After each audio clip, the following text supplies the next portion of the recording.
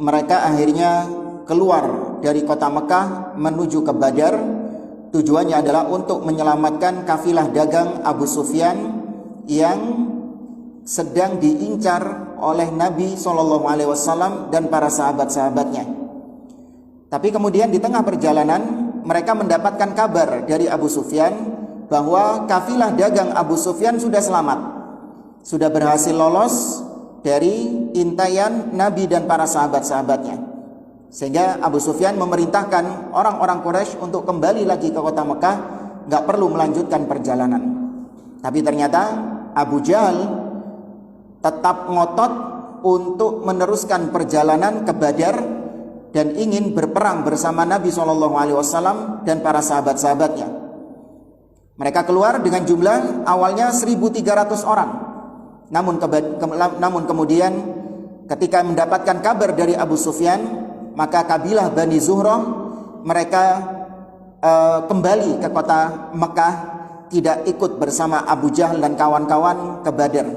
Karena mereka menganggap bahwa ya kita ini keperluannya cuma untuk menyelamatkan kafilah dagang. Kalau kafilah dagangnya sudah selamat, ya sudah, kita sudah nggak ada urusan lagi. Maka akhirnya berkurang sekitar 300 pasukan.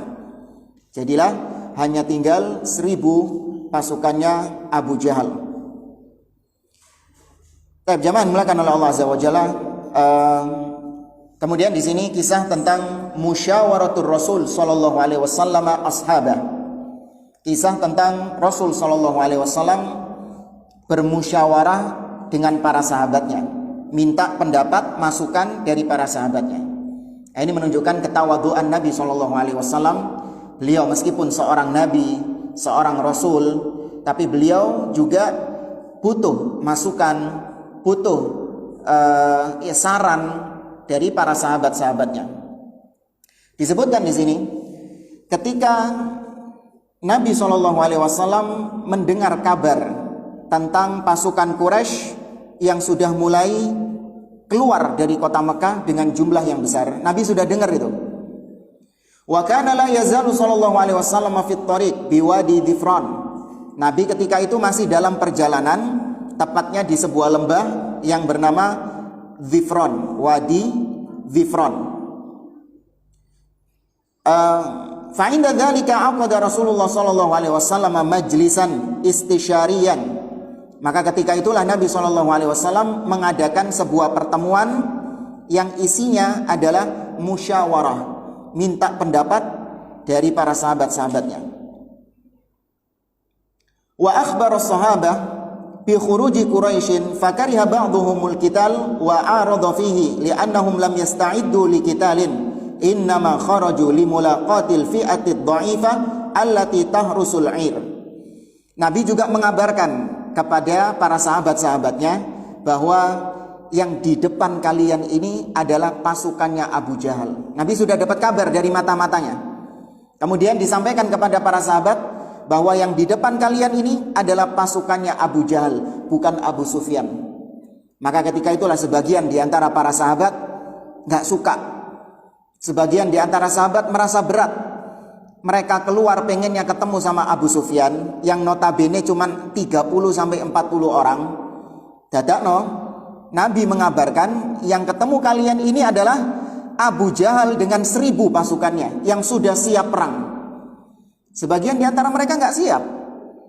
Karena mereka keluar bukan untuk berperang, tapi mereka keluar hanya untuk mencegat kafilah dagang Abu Sufyan yang hanya dijaga sekitar 30-40 orang dan gak bawa persenjataan.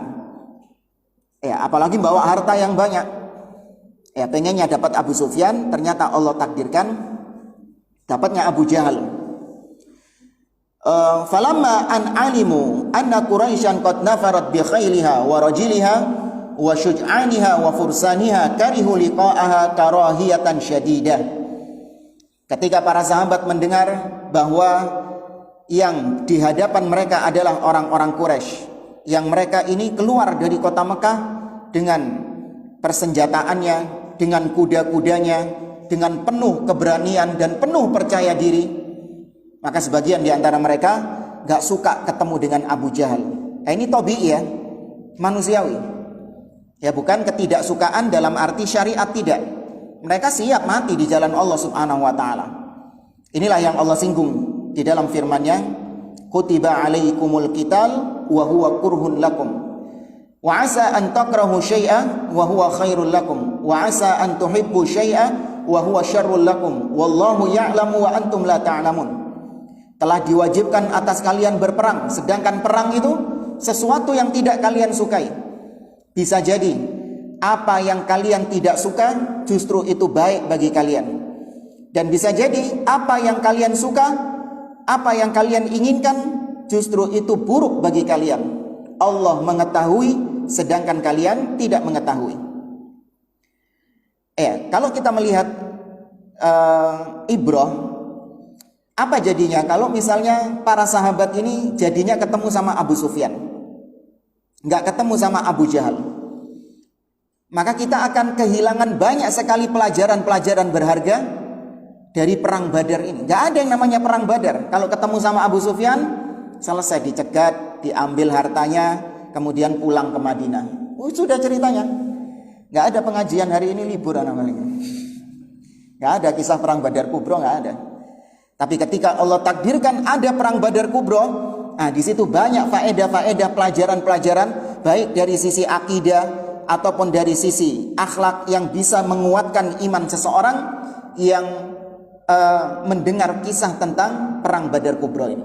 Nanti akan disampaikan oleh beliau fawaid, faedah-faedah berharga dari perang Badar Kubro ini. Allah menyinggung hal ini di dalam firman-Nya di surah Al-Anfal ayat yang kelima dan seterusnya.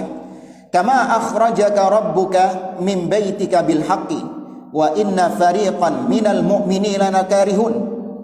Sebagaimana Rabbmu telah mengeluarkanmu dari rumahmu wahai Muhammad. Allah mengeluarkan engkau dari Madinah menuju ke Badar dengan tujuan yang hak. Dan sesungguhnya sebagian di antara orang-orang beriman lakarihun, mereka enggak suka. Ya, mereka enggak suka dengan pertemuannya dengan Abu Jahal dan pasukannya. Yujadilunaka fil haqqi ba'dama tabayyan ka'annama yusaquna ilal mauti wa hum yanzurun. Mereka berdebat denganmu wahai Muhammad. Ini nanti ada musyawarah. Sebagian sahabat memang dalam hatinya menginginkan untuk kembali lagi ke kota Madinah karena mereka enggak punya persiapan dan kalah jumlah. 300 belasan melawan 1000. Yang 300 belasan keluar dengan tidak membawa persenjataan, perlengkapan dan niat untuk berperang. Sedangkan yang 1000 mereka keluar dengan siap untuk berperang, persenjataan mereka, unta mereka, baju besi mereka dan yang lainnya. Ka'annama yusaquna ilal mauti wa hum yanzurun. Seakan-akan mereka ini melihat kematian ada di hadapan mereka. Wa id ya'idukumullahu ihda ta'ifataini annaha lakum wa tawadduna anna ghaira dhati syaukati takunu lakum. Kata Allah, dan ketika Allah menjanjikan kepada kalian salah satu dari dua pasukan, salah satu dari dua kelompok, Allah sudah menjanjikan kalau kalian gak dapat Abu Sufyan, berarti dapat kelompok satunya. Siapa? Abu Jahal. Allah sudah menjanjikan kalian pasti bertemu salah satu dari kedua ini. Sedangkan kalian menginginkan berjumpa dengan pasukan yang tidak memiliki kekuatan. Maksudnya pasukannya siapa? Abu Sufyan. Wa yuridullahu ayyuhiqqal haqqa bikalimati wa yaqta'a dabiral kafirin. Allah menginginkan untuk Allah nampakkan kebenaran dengan kalimatnya, dan Allah ingin memutus, ya Allah ingin memadamkan kekufurannya orang-orang kafir, makarnya orang-orang kafir. Dan itu benar, karena yang keluar di perang Badar ini adalah pentolan-pentolannya musyrikin semuanya. Abu Jahal, Umayyah bin Khalaf, Uqbah bin Abi Mu'aid dan yang lainnya metu kabeh. Dan mereka semuanya tewas di perang Badar. Ya, coba kalau ketemunya sama Abu Sufyan, gak mati Abu Jahal. Ya, Allah ingin menampakkan kebenaran. Dan di sini beliau nyinggung bagaimana apabila kaum muslimin bertemu dengan pasukannya Abu Sufyan. Bagaimana kalau kaum muslimin mereka berhasil merampas kafilah dagangnya Abu Sufyan. Qissata qaumin agharu ala qafilatin faghanimuha. Hanya kisah sederhana. Kalau ketemunya sama Abu Sufyan, kisah yang pendek, yaitu sekelompok manusia yang ingin balas dendam, ingin untuk mengambil harta mereka yang dulu dirampas oleh orang-orang Quraisy. Setelah itu mereka kembali ke Madinah, selesai ceritanya. Fa amma Badrun, adapun kalau Allah takdirkan perang Badar, faqad madat fit tarikhi kullihi qissata aqidah, maka sungguh telah dicatat dalam sejarah Badar adalah kisah yang penuh dengan akidah di dalamnya. Qissata nasrin hasimin wa farqan bainal haqqi wal batil. Sebuah kisah di mana Allah Azza wa Jalla benar-benar menampakkan pertolongannya kepada kaum muslimin. Sebuah peperangan yang memisahkan antara al-haq dan batil. Kisah di mana Allah Azza wa Jalla menolong ahlul haq dan Allah menghinakan ahlul batil. Kisah di mana ahlul haq dalam jumlah yang sedikit dan jumlah yang lemah dan perbekalan yang minim, persenjataan yang minim, namun bisa mengalahkan pasukan yang besar. Wa kam min fi'atin qalilatin ghalabat fi'atan katsiratan biidznillah. Berapa banyak pasukan-pasukan yang kecil bisa mengalahkan pasukan-pasukan yang besar dengan izin Allah Subhanahu wa taala. Ya, dan beliau sebutkan di sini berbagai macam keistimewaan-keistimewaan Allah mentakdirkan kaum muslimin, para sahabat bertemu dengan Abu Jahal, itu ada hikmah di balik itu. Meskipun sebagian sahabat itu tidak menyukainya, meskipun itu tidak disenangi oleh sebagian sahabat, namun yakini apa yang Allah tentukan dari takdirnya itu pasti baik. Di sini ada juga pelajaran tentang takdir. Kata para ulama, apa yang Allah takdirkan atas makhluknya itu semuanya itu khair, semuanya baik. Tidak ada keburukan murni yang Allah takdirkan kepada makhluknya, itu nggak ada. Keburukan itu pada apa yang Allah ciptakan, bukan pada apa yang Allah perbuat. Pahami kalimatnya? Kalau dalam bahasa Arab, asyarr fi maf'ulatihi wa laysa fi af'alihi. Keburukan itu adalah ada pada apa yang Allah ciptakan dari makhluknya, tapi bukan dari keburukan itu bukan dari perbuatan Allah yang menciptakan makhluknya. Bisa dipahami?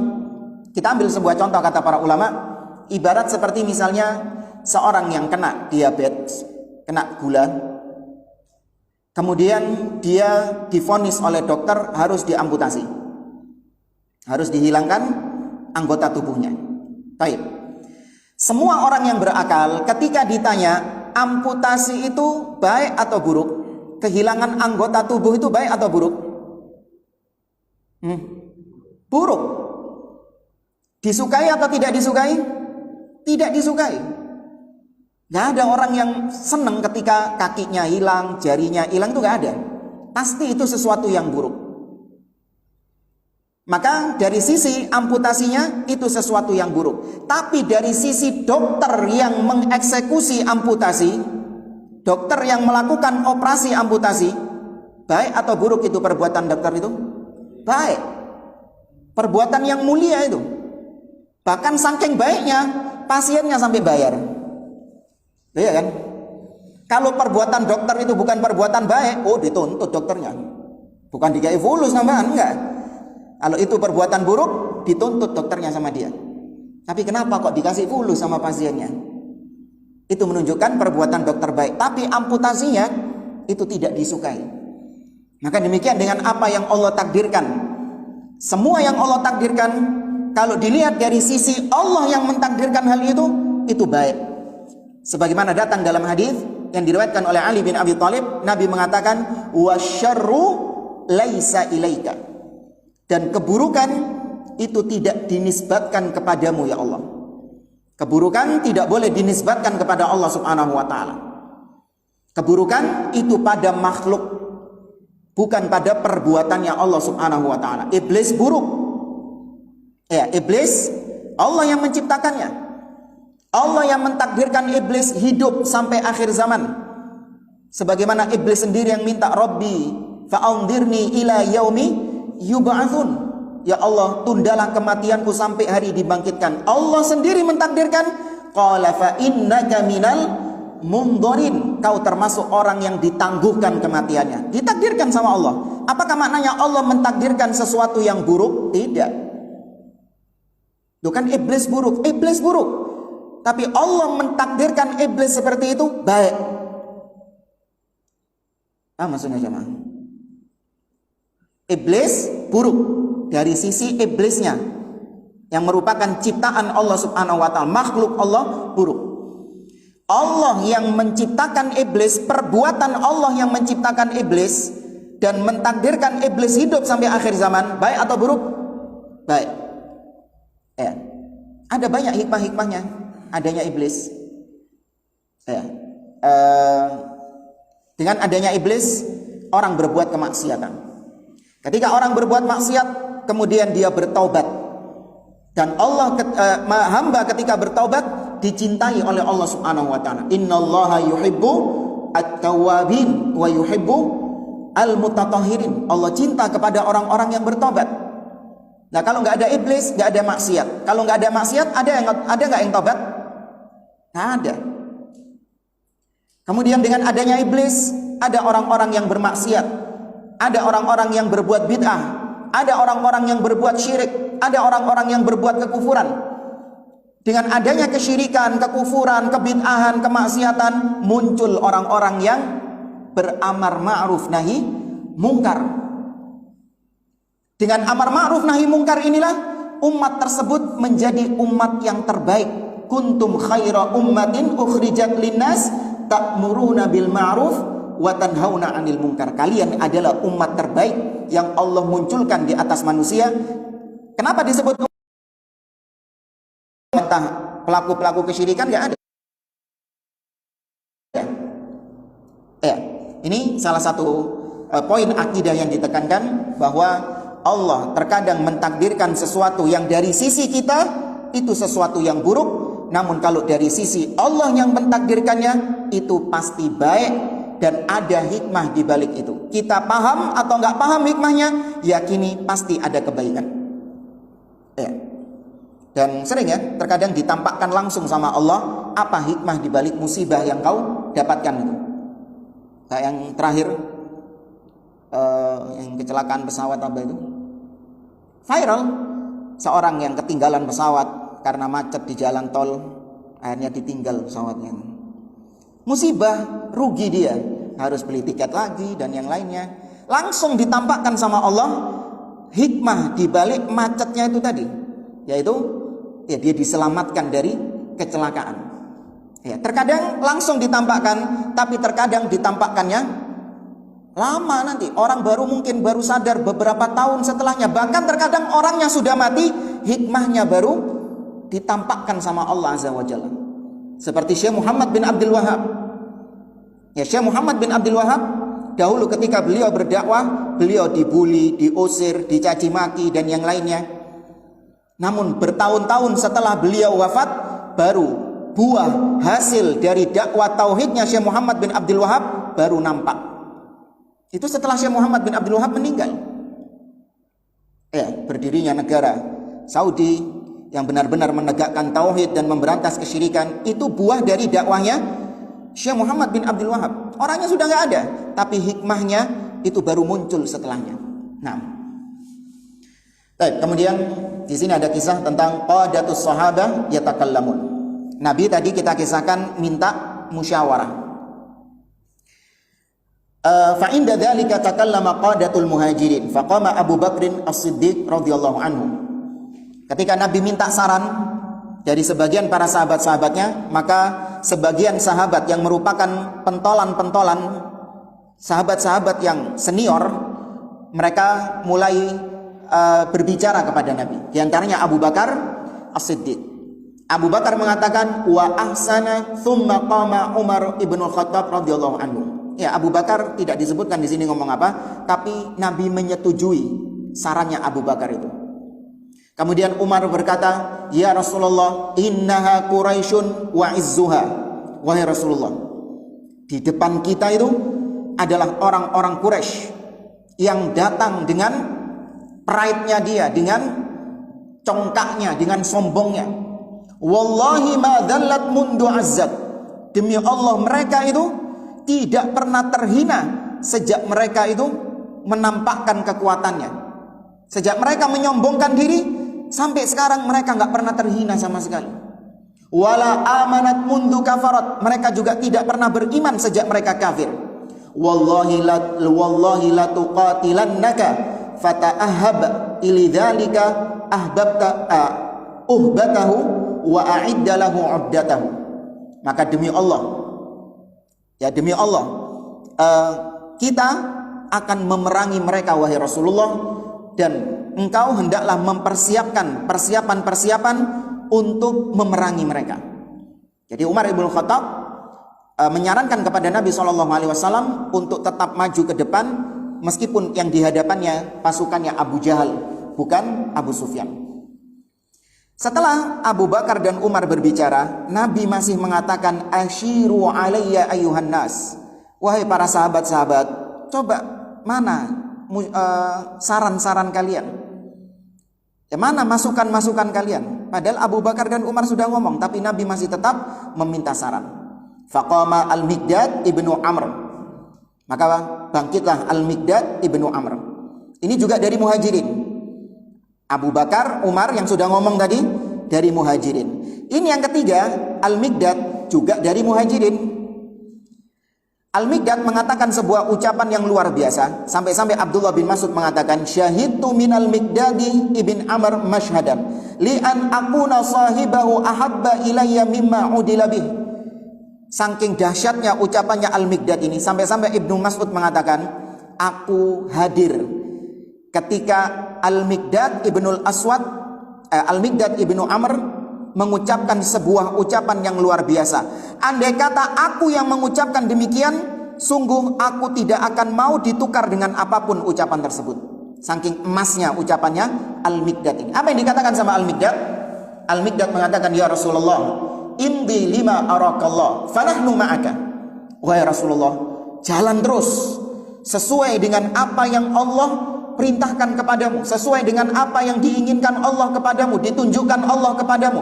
Fanahnu ma'aka, kami tetap akan setia bersamamu. Wallahi la naqulu kama qalat banu Israil li Musa.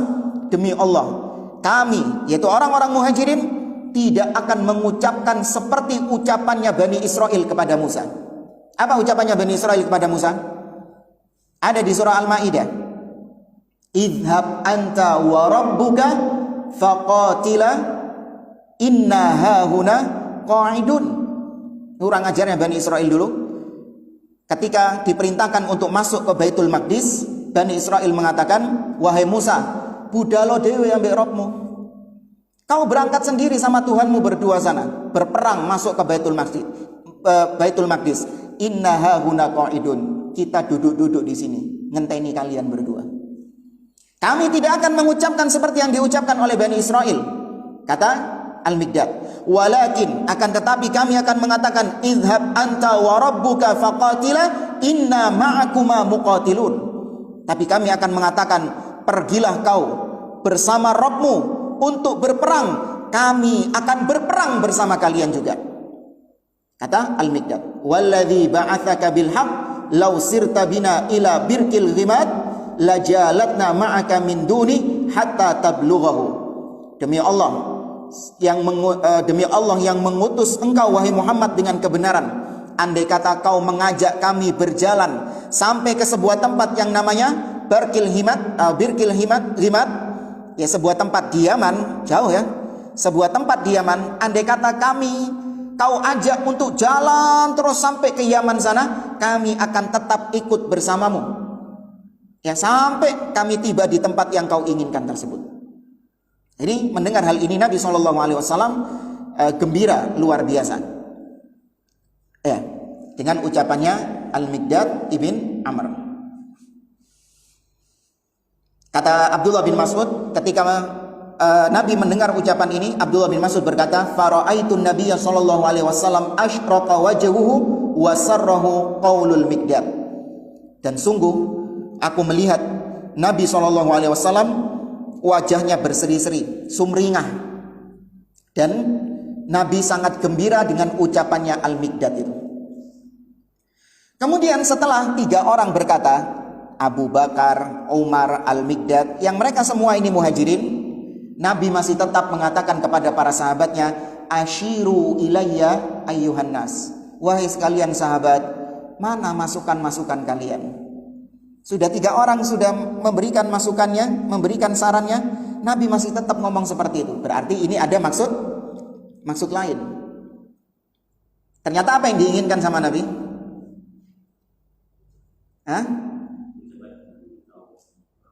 Ansor. 3 orang ini muhajirin semua. Yang Ansor belum ngomong sama sekali. Wa innama yuridul ansor. Nabi tetap ngomong seperti itu. Nabi ingin mendengar dari kaum Ansor. Kenapa Nabi ingin mendengar dari kaum Ansor? Wa dzalika li'annal ansor kanu adadan nas wa annahum hina baya'uhu bil aqabah qalu ya Rasulullah inna bura'a'u min dhimamika hatta tasila ila diyarina ila akhirih. Singkatnya, kenapa Nabi ingin mendengar dari orang-orang Ansor? Yang pertama karena orang-orang Ansor mayoritas di pasukan itu. Orang-orang Ansor ini di pasukannya Nabi di perang Badar, mereka lebih banyak jumlahnya daripada orang-orang muhajirin. Kemudian yang kedua, Nabi gak enak, sungkan. Karena dahulu ketika orang Ansor membaiat Nabi SAW, orang Ansor itu berjanji akan melindungi Nabi sebagaimana kami melindungi anak-anak dan istri kami selama Nabi ada di mana? Madinah. Selama Nabi ada di Madinah, kami akan melindungi engkau sebagaimana kami melindungi keluarga kami. Tapi ini di Badar, sudah di luar poin baiat. Kemudian yang ketiga, ini bukan urusannya orang Ansor ini. Ngelawan Abu Jahal CS, ini urusannya siapa? Masalahnya siapa? Muhajirin. Yang punya dendam, sing hawas ini, muhajirin. Yang hartanya dirampas sama orang Quraisy, muhajirin. Ansor nak melok-melok. Mungkin kenal saja enggak punya masalah apa-apa. Nah, ini Nabi enggak enak melibatkan orang-orang Ansor ini. Nabi ingin mendengar saran dari mereka. Fafahimatil ansor annahu ya'nihim. Maka ketika itu orang-orang Ansor mulai menangkap maksud Nabi SAW, yaitu Nabi menginginkan perwakilan dari Ansor untuk bicara. Faqama Sa'ad ibnu Mu'ad radhiyallahu anhu. Maka berdirilah salah satu Sayyidul Ansor, tokohnya orang Ansor, yaitu Sa'ad ibn Mu'ad. Faqala wallahi laka annaka turiduna ya Rasulullah. Kata Sa'ad ibn Mu'ad, wahai Rasulullah, demi Allah, kok tak lihat-lihat seakan-akan kau itu menginginkan kita yang ngomong dari kalangan Ansor. Qala sallallahu alaihi wasallam, ajal. Kata Nabi, iya. Faqala Sa'ad, maka Sa'ad mengatakan, faqad amanna bika wa saddaqnaka wa syahidna annama ji'ta bihi huwal haq. Wahai Rasulullah, kami, yaitu orang Ansor, sudah beriman kepadamu. Kami juga senantiasa membenarkan engkau. Dan kami bersaksi bahwa apa yang kau bawa itu adalah kebenaran. Wa a'tainaka ala dzalika uhudana wa mawathiqana. Dan kami telah memberikan kepadamu poin-poin perjanjian kami dan ikatan-ikatan perjanjian kami kepada engkau. Ala sam'i wa ta'ah, yaitu untuk mendengar dan taat kepadamu. Famdi ya Rasulullah, lima aradta fanahnu ma'aka. Maka jalanlah wahai Rasulullah, kemanapun kau inginkan, kami akan tetap bersamamu. Fawalladhi ba'athaka bil haq, demi Allah yang mengutusmu dengan kebenaran. Lawista'radta bina hadzal bahra fakhuttahu lakhutnahu ma'aka. Kata Sa'ad bin Mu'ad, demi Allah yang mengutus engkau dengan kebenaran, seandainya engkau mengarungi lautan sampai tenggelam, kami ikut tenggelam juga bersamamu. Ya, seandainya engkau melewati lautan sehingga menyebabkan kau tenggelam, kami juga ikut akan tenggelam bersamamu. Ini namanya ittiba yang luar biasa. Benar-benar menancap di dalam diri mereka ittibanya kepada Nabi SAW. Kita kalau di posisi itu gimana? Pulang ya? Apalagi enggak dipaksa sama Nabi kok. Nabinya nggak enak juga sama kita. Kita nggak dipaksa sama Nabi, pulang saja. Kita itu. Makanya cocoknya kita ini hidup di zaman sekarang ini. Cocok sudah.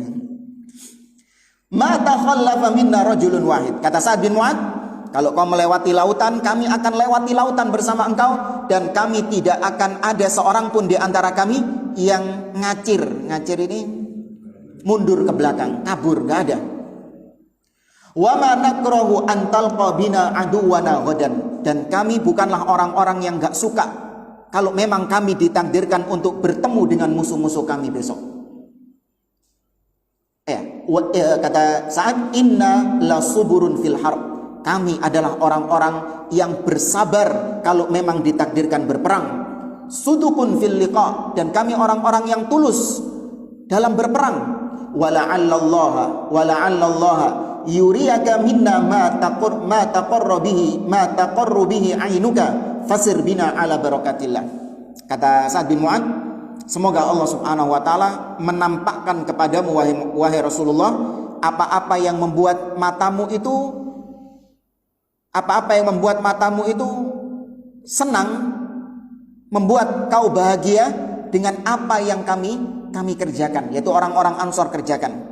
Maksudnya semoga terbukti Allah nampakkan janji-janji kami bahwa kami akan setia bersamamu, kami akan berperang bersamamu. Semoga Allah tampakkan itu semua di hadapan engkau. Fasir bina ala barakatillah, maka mari kita jalan di atas barokah dari Allah Subhanahu wa taala. Fasurra Rasulullah sallallahu alaihi wasallam biqauli Sa'ad, maka ketika itu Nabi sallallahu alaihi wasallam bahagia dengan ucapannya Sa'ad. Kepadaku salah satu dari dua kelompok itu. Kita pasti akan mendapatkan salah satu dari dua kelompok itu. Kalau memang ketemu dengan Abu Sufyan, kita akan mendapatkan hartanya Abu Sufyan. Tapi kalau memang kita bertemu dengan Abu Jahal, kita pasti akan menang melawan Abu Jahal. Ya, salah satu dari kedua hal ini. Tapi terkadang kita, meskipun itu sudah dijanjikan sama Allah Subhanahu wa taala, kalau kita imannya nggak kuat, kita juga masih maju mundur, jemaah. Paham nggak maksudnya? Kayak dulu pernah kita kisahkan bagaimana Ali bin Abi Thalib ketika diperintahkan oleh Nabi untuk tidur di ranjangnya. Ya, ketika Nabi SAW hijrah ke Gua Thawr bersama Abu Bakar As-Siddiq di malam hari, Nabi SAW menyiapkan trik untuk menipu orang-orang musyrikin yang hendak membunuh Nabi itu. Nabi suruh Ali bin Abi Thalib tidur di tempatnya, dan Nabi menjamin mereka tidak akan bisa menyentuhmu. Dijamin sama Nabi SAW, dan itu jaminan dari Allah Azza wa Jalla. Tidur Ali bin Abi Thalib, jamaah, ajib. Ali bin Abi Thalib tahu bahwa Nabi SAW nyawanya diincar. Tidur. Bisa dia tidur. Kenapa? Karena dia beriman. Kalau Nabi sudah mengatakan bahwa mereka tidak akan bisa menyentuhmu, selesai. Nggak ada namanya galau kepikiran, kerungu krosok-krosok titik us drodok. Coba kita yang disuruh regut di sana. Oh, Allah dak turu. Ono kresek-kresek titik us fikro di sana. Tuh sopo iki? Ali tidur, jamaah, keimanannya kuat. Wallahi laka anni al'an anzuru ila masari'il qaum.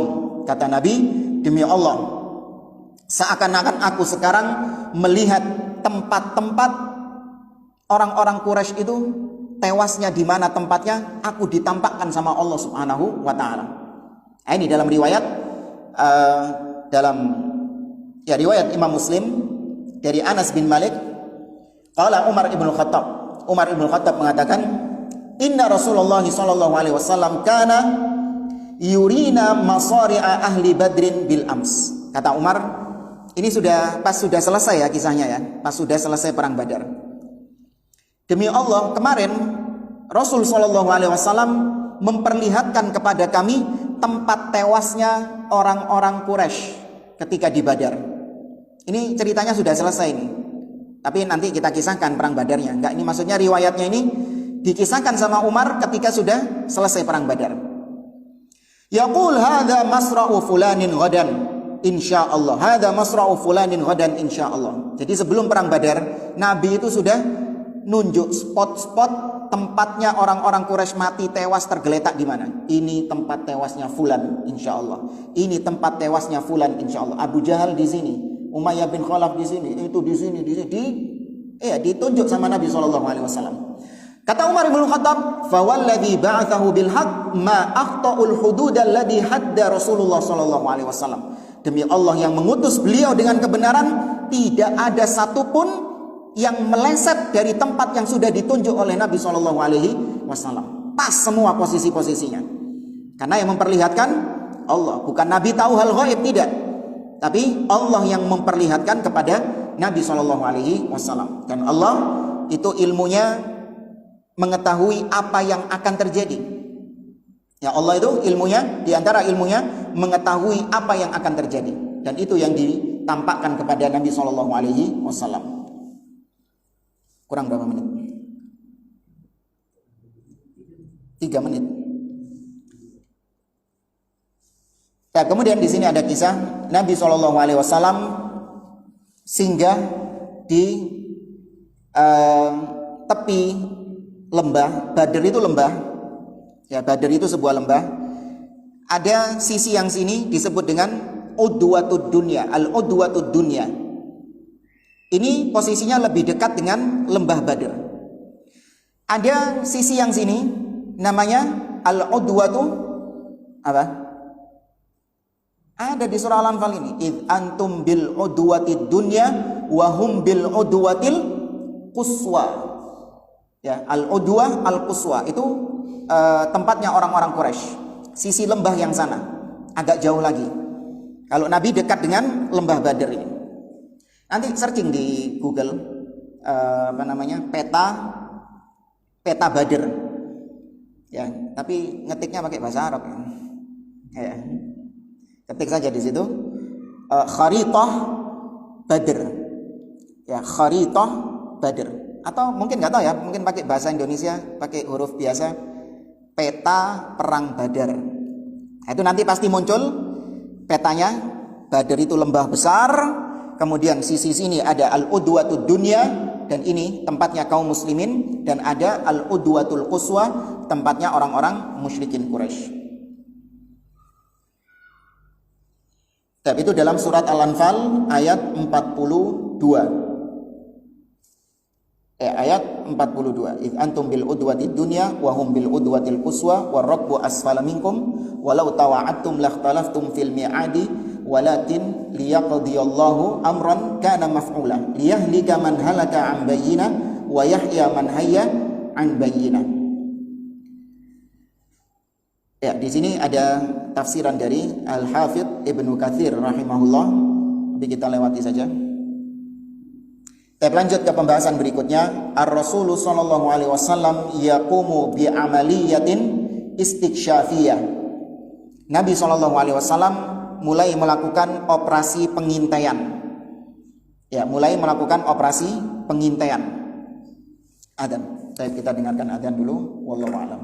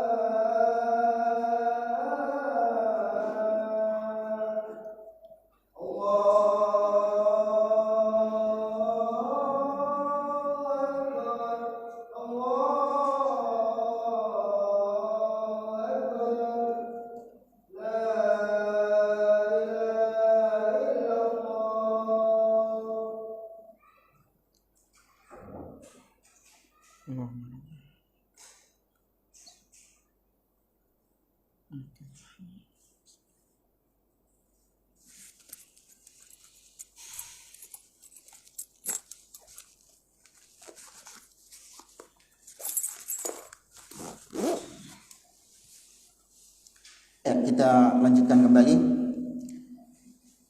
Disebutkan di sini Nabi SAW melakukan operasi pengintaian, nyari-nyari kabar tentang posisinya orang-orang Quraisy. Maka Nabi SAW berjalan di sekitar lembah Badr itu bersama sahabatnya, yaitu Abu Bakar radhiyallahu taala anhu, ingin mencari tahu tentang kabar-kabar orang-orang Quraisy. Fawafaqa ala syaikhin minal Arab. Mereka berdua, Nabi dan Abu Bakar, bertemu dengan seorang yang sudah tua renta dari kalangan Arab. Yuqalu lahu Sufyan ad-Damri, namanya Sufyan ad-Damri. Saya ini ajuz. Fasa'alahu Rasul sallallahu alaihi wasallam an Quraisyin wa an Muhammadin wa ashabihi wa ma balaghahu anhum. Nabi bertanya kepada orang tua ini tentang informasi tentang orang Quraisy dan juga tentang Nabi sallallahu alaihi wasallam sendiri. Jadi Nabi itu memposisikan dirinya ini orang lain. Paham ya? Jadi tanya, apa kau tahu informasi tentang Muhammad dan sahabat-sahabatnya dan informasi tentang orang-orang Quraisy dan pasukannya? Maka kata Syekh tadi, la ukhbirukuma hatta tukhbirani mimman antuma. Kata orang tua tadi, aku tidak akan memberitahukan kepada kalian sampai kalian beritahu kepadaku kalian ini dari mana. Faqala Rasulullah sallallahu alaihi wasallam, maka Nabi sallallahu alaihi wasallam mengatakan, idza akhbartana akhbarnaka. Gini saja kata Nabi, kalau kau beritahukan kepada kami, nanti kami beritahukan kepadamu kami dari mana. Diwalik sama Nabi sallallahu alaihi wasallam. Kau nawro dise, engko tak weru ambil aku. Kata syekhnya tadi, adzaka bidzat, apakah memang harus seperti itu? Kata Nabi, na'am, iya. Qal, maka syekh tadi mengatakan, fa innahu balaghani anna Muhammadan wa ashabahu kharaju yauma kadza wa kadza. Setelah sampai kabar kepadaku bahwa Muhammad dan sahabat-sahabatnya keluar dari Madinah pada hari ini dan ini. Fa in kana sadaqal ladzi akhbarani fahumul yauma bimakani kadza wa kadza. Kalau memang benar informasi yang aku dapatkan itu, maka Muhammad sekarang ada di tempat ini dan ini. Dan benar tempat yang ditunjukkan itu adalah tempatnya Nabi sallallahu alaihi wasallam. Jadi mereka itu tahu budal hari apa, ya, nyampenya di mana, di posisi mana, itu tahu. Ya mirip seperti kita di zaman sekarang ya. Kita berangkat dari Surabaya ke Jakarta, berangkat jam 7, kemudian kalau sudah jam 12 itu bisa tahu posisinya sudah sampai di mana. Ya, jam 12 kalau mungkin sudah sampai mana? Semarang. Sesuai nih. Ya wis lah sembarang lah, cuma permisalan kok. Itu kata syekhnya tadi kayak gitu. Lil makani alladhi bi Rasulullah sallallahu alaihi wasallam. Dan benar tempatnya tadi. Wa balaghani anna Quraisyan kharaju yauma kadza wa kadza. Fa in kana alladhi akhbarani, fa in kana sadaqa alladhi akhbarani, fahum fil makani kadza wa kadza. Orang-orang Quraisy, aku dapat kabar mereka keluar di hari ini dan ini. Kalau memang benar seperti yang diinformasikan kepadaku, mereka akan tiba hari ini di tempat ini dan ini. Dan memang benar orang Quraisy ada di situ seperti yang ditunjukkan oleh syekh tersebut. Maka setelah selesai, qal mimman antuma. Syekh tadi nagih janjinya Nabi. Sekarang jawab pertanyaanku, kalian berdua dari mana? Maka Nabi mengatakan, nahnu min ma'in. Kami dari air. Wes jawab itu tak Nabi? Kami dari air. Tsumman sarafa anhu. Kemudian Nabi pergi. Ditanya lagi sama syekhnya, ma min ma'in, amin ma'il Irak. Dari mata air mana kau? Apakah dari mata air Irak? Kemudian enggak direken sama Nabi sallallahu alaihi wasallam. Ini yang disebut dengan apa? Bukan kinayah. Ada istilah syar'inya apa? Ini disebut dengan tauriyah. Ya. Dia mengucapkan sesuatu yang benar, tapi dia menginginkan lawan bicara itu memahami sebaliknya. Ya, memahami yang bukan yang dia inginkan. Ya apa sih? Ya gitulah. Nabi jujur. Ya, secara asal Nabi SAW ketika mengatakan nahnu min ma, kami dari mata air atau kami dari air, itu jujur. Karena manusia diciptakan dari air mani. Manusia diciptakan dari air mani. Nabi SAW tidak berdusta. Tapi Nabi menginginkan agar orang tersebut memahami sebagai mata air. Ya, karena ini posisi perang. Dan posisi perang diperbolehkan dalam hal-hal seperti ini. Takut-takutnya ini adalah mata-mata musuh juga. Ya, maka tauriyah itu diperbolehkan dalam kondisi-kondisi tertentu, tidak diperbolehkan digunakan dalam kondisi yang memang tidak ada udzur di situ untuk pakai tauriyah. Kalau orang terus-terusan pakai tauriyah, ini maksudnya kidib, dusta. Dan banyak orang-orang kayak gitu ya. Janjian sama teman, janjian sama orang jam 9 pagi. Jam 9 ditunggu tidak datang-datang. Ditanya sama sahibnya, "Ayo ente di mana ini?" "Ini OTW ana." OTW ana. Maksudnya OTW benar. OTW dari kasur ke kamar mandi, baru bangun deh di mana. OTW ya benar OTW. Tapi ini kizib jatuhnya. Baik, fa fi masa'i dzalikal yaum ba'atha Rasulullah sallallahu alaihi wasallam Ali ibn Abi Thalib wa Zubair ibn al-Awwam wa Sa'ad ibn Abi Waqqas wa fi nafarin minas sahaba ila ma'i Badrin yaltamisuna khabara Quraisy fawajadu rawaya Quraisyin wa fihim ghulamun li Bani al-Hajjaj aswad. Nabi mengutus sebagian sahabat untuk mencari informasi juga tentang Quraisy. Ada Ali, kemudian Az-Zubair ibn al-Awwam, Sa'ad bin Abi Waqqas, dan beberapa orang sahabatnya. Mereka nyari-nyari informasi di situ. Mereka bertemu dengan seorang bocah. Ya, seorang bocah yang merupakan budaknya orang-orang dari kabilah Bani Hajjaj. Ditangkap sama mereka.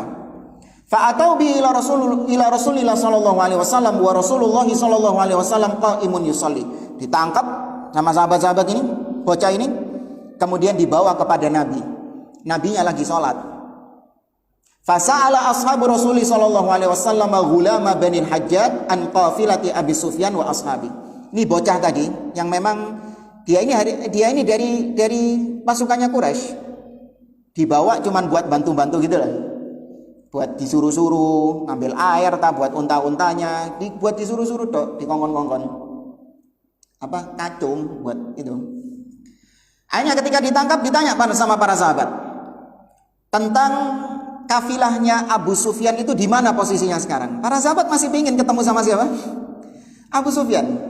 Ditanya tentang di mana posisinya kafilah dagangnya Abu Sufyan. Maka kata bocah ini, "Amma Abu Sufyan falaisa li bihi ilmun, walakin hadhihi Quraisy wa Abu Jahal wa Umayyah ibnu Khalaf qad ja'at."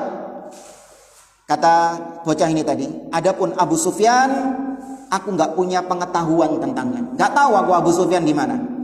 Yang aku tahu ini ada pasukannya Quraisy. Yang datang di situ ada Abu Jahal, ada Umayyah bin Khalaf sudah datang kepada kalian. Disebutkan tokoh-tokoh Quraisy itu. Fayadribunahu, dipukuli sama sahabat. Pak ini bocah ini tadi.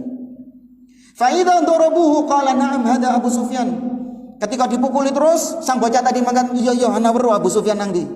Kayak mandek. Apa maksudnya ya? Para sahabat itu pingin supaya bocah ini mengatakan posisinya Abu Sufyan di mana? Dipukuli terus. Karena sudah nggak tahan dengan pukulannya, akhirnya bocah ini tadi mengatakan, yo aku weruh Abu Sufyan nang ndi. Akhirnya berhenti para sahabat. Fa idza tarakuhu fasaluhu an Abi Sufyan faqala ma li bi Abi Sufyan min ilmin. Walakin hadhihi Quraisyun qad ja'at. Ketika sudah selesai dipukuli ditanya lagi, "Ayo, nang di Abu Sufyan?" Sama jawabannya seperti yang pertama. Aku nggak tahu tentang Abu Sufyan. Yang aku tahu ini orang-orang Quraisy sudah datang di sini, Abu Jahal dan kawan-kawan. Wa Rasulullah sallallahu alaihi wasallam yusolli. Nabi masih salat ketika itu. Ketika selesai salat, Nabi mengatakan kepada para sahabatnya, innakum latadribunahu idza sadaqakum wa tad'unahu idza kadzabakum. Kalian ini aneh. Kalau bocah ini jujur, kalian pukuli. Tapi ketika setelah dipukuli, bocah ini berdusta. Dengan mengatakan, tahu Abu Sufyan, kalian justru berhenti mukul. Apa maksudnya Nabi? Iya. Kalau jujur kalian pukuli, kalau berdusta kalian mandek mukul, kata Nabi. Nabi percaya kalau bocah ini mengatakan dengan jujur. Dia nggak tahu tentang posisinya Abu Sufyan. Dalam riwayat yang lain, Nabi SAW bertanya kepada bocah tersebut. Nabi bertanya, kamil qaum, berapa jumlah pasukannya Quraisy? Fayaqul hum wallahi katsirun adaduhum syadidun ba'suhum faja'ala al-muslimuna idza qala dzalika darabuhu. Kata bocah ini, mereka banyak jumlahnya dan mereka sangat keras. Mereka sangat bersemangat untuk memerangi kalian. Mereka sangat kuat, mereka sangat kuat sekali. Ketika ini bocah muji-muji orang-orang Quraisy, mereka kuat, mereka persenjataannya lengkap. Hawas para sahabat, dipukuli lagi bocah ini. Nggak senang muji-muji para sahabat. Nabi bertanya lagi, kamil qaum, berapa jumlahnya kaum itu? Berapa jumlah pasukannya? Sama jawabannya seperti yang pertama. Fajahidan Nabi SAW an yukhbirahu kamhum fa'aba thumma inna Nabiya SAW sa'alahu. Nabi tetap berusaha ingin tahu berapa jumlahnya pasukan Quraisy ini. Akhirnya Nabi merubah pertanyaannya karena memang mungkin bocah ini nggak tahu jumlah pastinya berapa. Yang diketahui wakeh pokoknya jumlahnya. Maka Nabi merubah pertanyaan, dan ini diantara cerdasnya Rasul SAW. Nabi bertanya, kam yanharuna minal juzur. Wis gini saja, berapa unta yang disembelih oleh mereka dalam sehari? Mereka kan bawa unta buat persediaan makan kan? Setiap sehari pasukan Quraisy ini nyembelih berapa unta? Qal ashran kulla yaumin. Kata bocah ini 10 ekor unta setiap sehari. Faqala Rasulullah SAW, al-qaumu alfun. Kalau gitu jumlah mereka sekitar 1000. Kullu jazurin limi'atin wa tabi'aha. Setiap 1 ekor unta itu biasanya cukup untuk makan 100 orang. Maka berarti jumlah mereka 1000. Benar gak? Benar. Nah, itu diantara cerdasnya Nabi SAW. Dari makanan sudah bisa diketahui berapa jumlahnya. Kalau kita zaman sekarang ngelihat apanya? Piringnya ya. Baik, kemudian disebutkan orang-orang tokoh-tokoh Quraisy yang ikut hadir di situ. Utbah bin Rabi'ah, kemudian Abu Jahal, kemudian Hakim ibnu Hizam, Naufal ibnu Khuwailid, Al-Harith ibnu Nadar, An-Nadar ibnu Al-Harith, dan yang lainnya. Ya, disebutkan nama-nama tokoh-tokoh Quraisy. Dan insyaallah pada pertemuan berikutnya kita akan kisahkan kelanjutan dari kisah ini, yaitu nuzulul matar, turunnya hujan yang bermanfaat bagi kaum muslimin dan azab bagi orang-orang kafir Quraisy. Ya, dan juga kisah tentang bagaimana para sahabat diberikan rasa ngantuk. H-1 sebelum mereka berperang, Allah memberikan rasa ngantuk kepada mereka. Ya, harusnya nggak bisa tidur itu. Tapi supaya mereka besok bisa menghadapi peperangan dengan baik, mereka diberi ngantuk untuk tidur. Tapi wallahu a'lam, aku qouli hadza, wassallallahu ala nabiyyina Muhammad wa ala alihi washabbihi wasallam, wa akhiru da'wana alhamdulillahi rabbil alamin. Wassalamu alaikum warahmatullahi wabarakatuh.